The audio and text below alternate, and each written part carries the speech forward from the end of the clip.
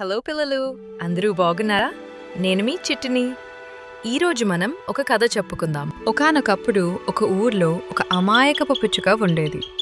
మనసులో ఏ కల్మషం లేని ఆ పిచ్చుకకో ఒకరోజు ఒక కాకుల గుంపు పరిచయమైంది. ఆ కాకులతో పిచ్చుకకి స్నేహమైంది. పిచ్చుకకి అందరూ చెప్పారు, ఆ కాకులతో స్నేహం చేయొద్దు, అవి మంచివి కావు అని. కాని ఆ పిచ్చుక మాట వినలేదు.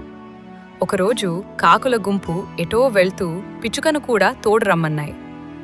అమాయక పిచ్చుక ఎక్కడికి ఎందుకు అని అడగకుండా ఆ కాకులను గుడ్డిగా నమ్మి వాటితో వెళ్ళింది. కాకులు ఒక పొలానికి వెళ్ళి అక్కడ మొక్కలన్నిటినీ ధ్వంసం చేయసాగాయి.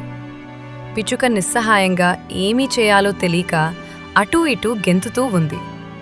ఇంతలో ఆ పొలం రైతులు పరిగెత్తుకుంటూ వచ్చి ఒక పెద్ద కర్రతో ఆ కాకులను కొట్టడం మొదలెట్టారు. కాకుల గుంపుకు ఇది అలవాటే.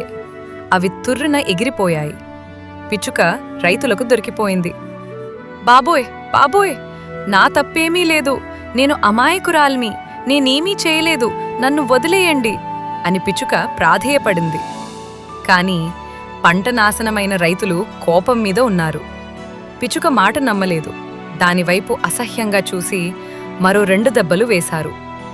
ఇతరులు మన మిత్రులను చూసి మన గుణం ఏమిటో నిర్ధారించుకుంటారు. అందుకే మనం మంచిగా ఉన్నా మన స్నేహితులు చెడ్డవారైతే మనం కూడా చెడ్డవాళ్లమని అనుకుంటారు.